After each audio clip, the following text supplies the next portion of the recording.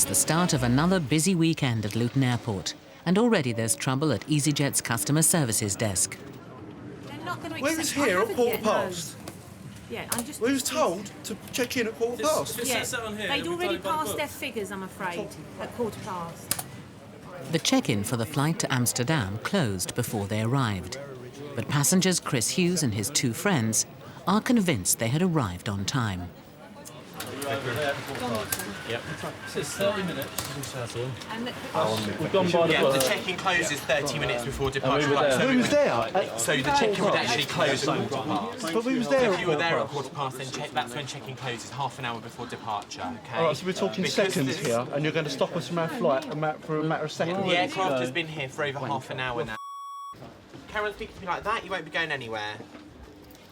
That's just being abusive to us, and there's no need for anyone to speak to us like that. We're disappointed. Which is fine, I understand that, but there's no need for that language to anybody here. I know, but... Supervisor Brett Holland lays down the law. Thanks to Chris's outburst, it seems that the boys are going nowhere. Oh, it's just a really, really rude passenger. Him and two of his friends missed their flight, and they've arrived at the desk. The flight's already boarding, so we couldn't get them on. So I explained that to them, and he just started swearing at me for no reason really. So I explained to him that if he carried on, that he wouldn't be travelling, and he just carried on. So just sort of leaving him to calm down for a minute, just to see how he is. But Chris and his friends aren't giving up. In Brett's absence, they try their luck by approaching someone else on the desk to get themselves on the next flight out. You've got a problem now. In the time you've spent to decide, we've only got one seat on tonight's flight. But we can offer you Gatwick, which is at 6:10. And gets you into Amsterdam at 8:20. It seems to be working, but then suddenly for Chris, there's a hitch. We got time. Yeah. Is that a longer flight? Is it? They've got to call not in travel. Time for a change of tack. Chris goes for the sympathy vote. Come on, I've just had an operation, guys. You know what I mean? I got here It's not 5 hit seconds anyone. late. He's just shattered off. I had no sleep last not night because I had no hitting electricity in my ass. It's not been a good couple of days for me. I'll get the manager You get down me and again. let me apologise to him, yeah? Chris's offer to apologise seems genuine enough. But is it? I don't like losing my temper. I hate losing my temper. But I think that was quite justified, personally. I will apologise to him, yeah. But I won't mean it. I'll make it. I don't give a what he says. I'll make it. Chris's holiday hangs in the balance. With the next Amsterdam flight leaving from Gatwick in a few hours, will his offer of an apology be enough to get him on the plane? At EasyJet's second base in Liverpool, Supervisor Leanne Chung is dealing with an unusual request. Basically, we're here to beg. Sue Goff has entered a radio competition to win a car. She has just 48 hours to get as far from Manchester as she can. But there's a catch. She has to do it without spending any cash. She's hoping EasyJet will come to the rescue. We want to get as far away as possible from Manchester and return in 48 hours. And there's 5 contestants, and it's the one that gets the furthest away and back again in the time wins a car, basically. So it's myself who's the contestant, and I have with me Bob, who works for Imagine FM. He's my chaperone to keep me safe. Doesn't know. So, about 6 days full time. Right. Can you get me back again? She's in luck. EasyJet's London office have agreed to put them on the next foreign flight out, EZY 731 to Barcelona, for free. Thank you, Toby. Thank you. Thank you very much. Thank you. Cheers. Bye. I'm not going to be the one that didn't leave England. There's all your times. Oh, great. Thanks a lot. Thank you. Thank you. Bye-bye. Bye. I think it's quite a hard task, isn't it, with no money and so on. I have actually heard the radio station before, but I'll probably listen to it now because I want to see, how they all get on and everything. But I suppose it'll be good fun, won't it? Good fun. Thank you. It's 800 miles to Barcelona. Once there, Sue will have just 35 hours to clock up as many more free miles as possible. Meanwhile, back in Luton, Chris is still waiting to find out if he will be allowed to join his friends on the flight to Amsterdam. I'm just Supervisors Brett Holland and Adrian Twigg are discussing Chris's case. Will his recent good behaviour be enough to win him a reprieve? He was still abusive and, you know, just carried on throughout, really. I'm just a bit concerned. You know, you don't know what he's going to be like when he's on board, really, and that's one of my concerns, so... It's time for the verdict. Your two friends can travel if they want to, but yourself, we're not happy for you to travel with us. All right, thanks very much. Do I get a refund? You do not. You can always write into customer sources and take up your complaint with them. Thanks very much, mate. You've been a big help. It's bad news, but Chris makes one last appeal for sympathy. You've got to understand, mate, that I've never been to Luton before. I expected to get off the train and walk into here, not then have to get a shuttle. That's what made us late. Okay. And I've just had an operation. I'd normally spend 60 quid to get downstairs, and it cost me 140 quid. Yep. And just the mere fact of walking from there to there cost me a minute, and therefore the excess time, and it just sent me over the edge. OK, I can listen to your apology now, but unfortunately we feel you should not travel with us. Adrian isn't prepared to take the chance of Chris losing it in the air. Simple as that. If you're going to be this aggressive here, what happens if you get aggressive in the air? Aggressive? I'm not aggressive. You're going to get aggressive in the air. If I was aggressive, then I'd be arrested or something. I'm not an aggressive person. You know, I'm a Buddhist, mate. As an airline, if we feel somebody's not prepared to I travel... can afford to waste £140, can I? I can't say that, sir. No, you can't, can you? No. Because you've got a nice little job, Christy job here. And, you know, you can quite easily just let me on this flight.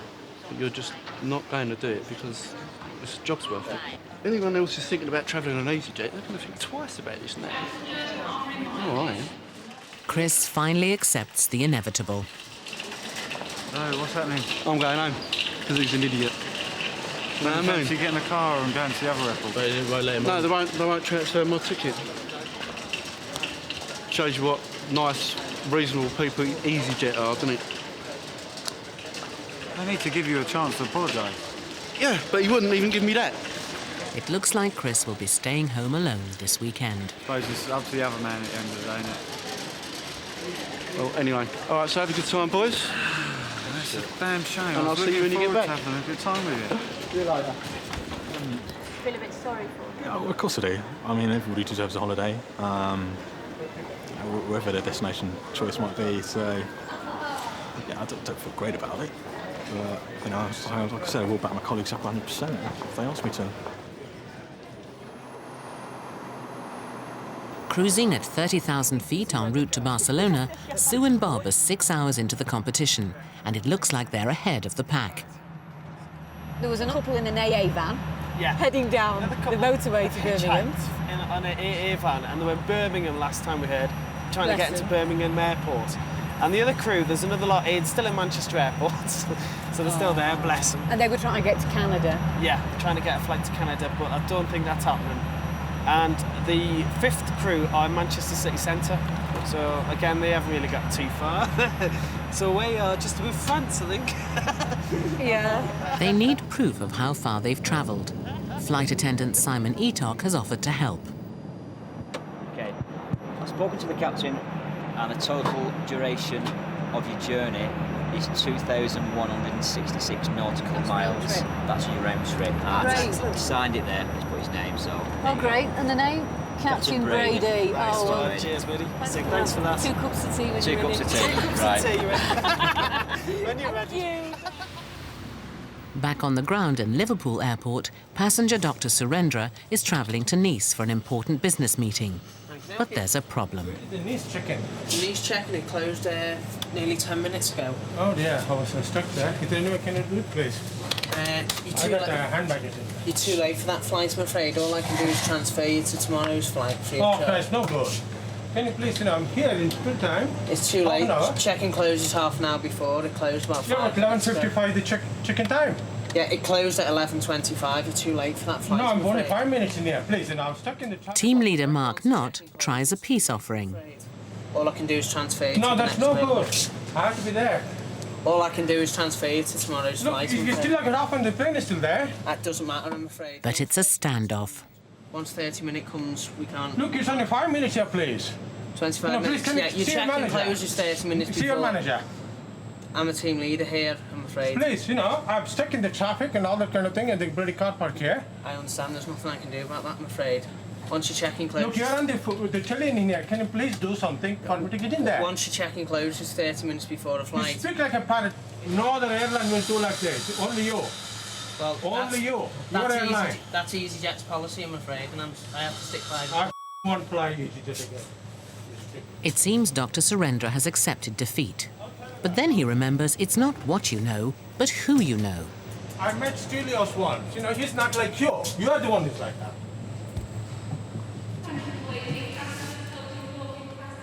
I'm honestly surprised. I met Studios twice on the plane flying from Liverpool.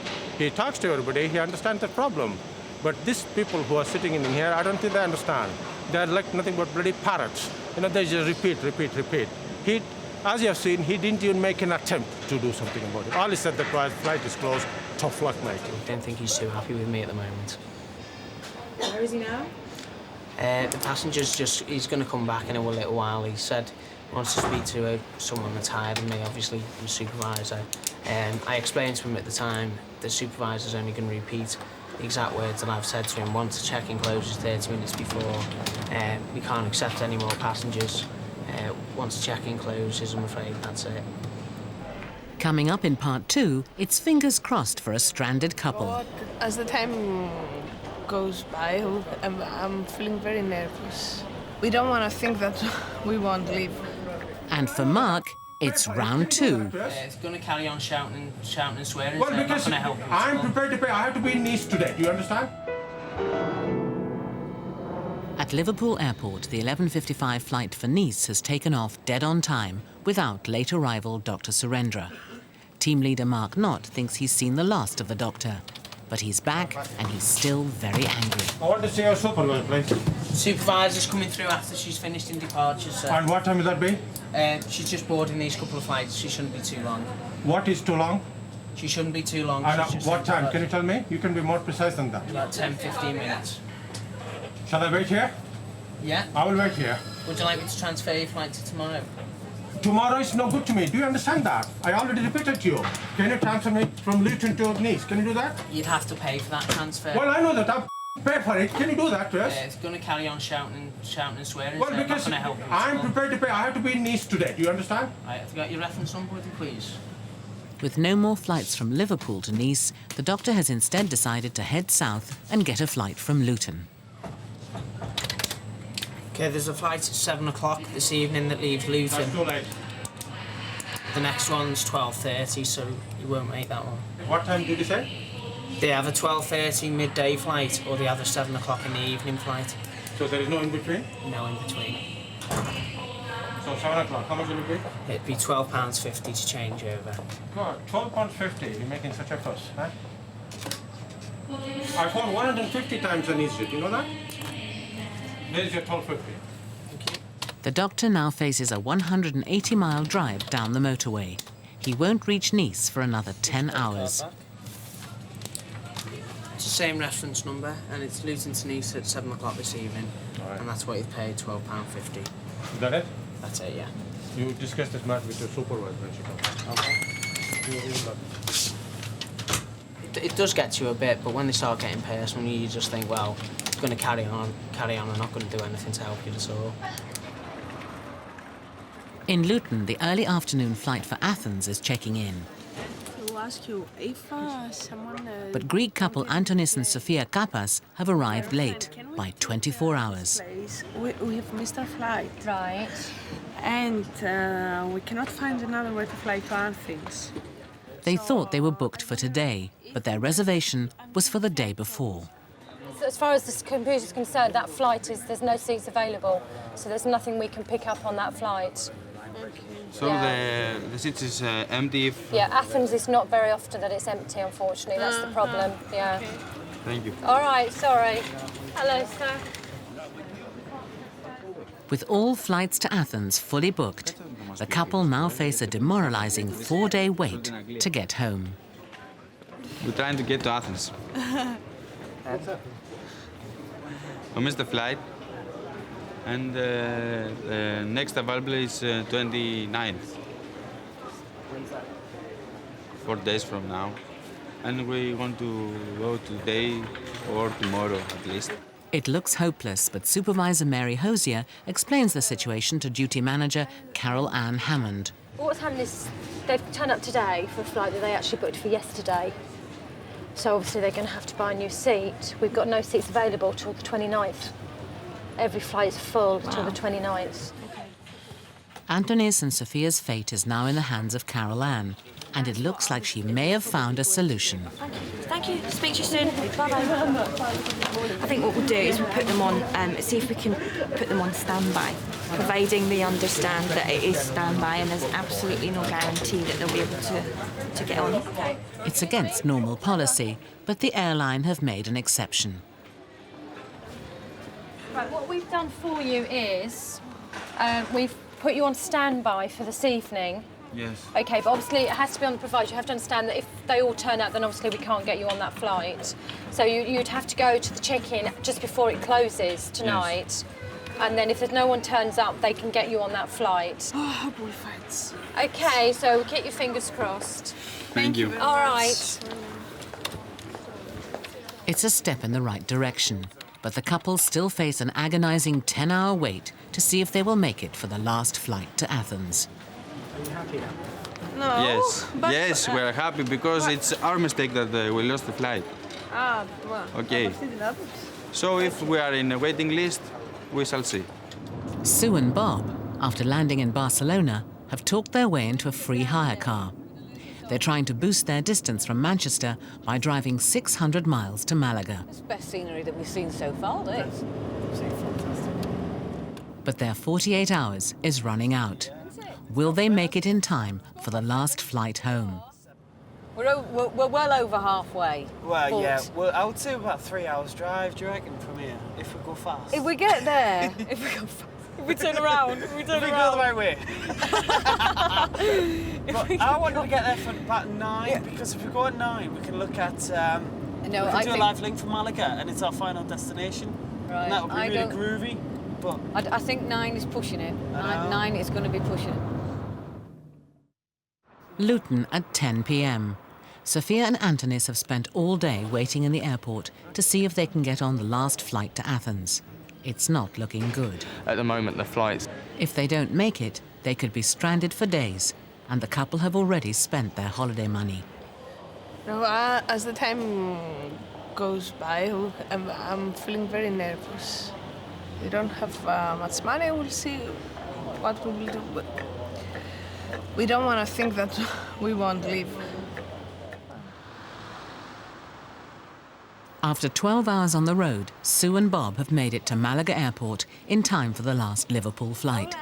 They're an impressive 1,800 miles from home, but this will mean nothing unless they can get the flight for free.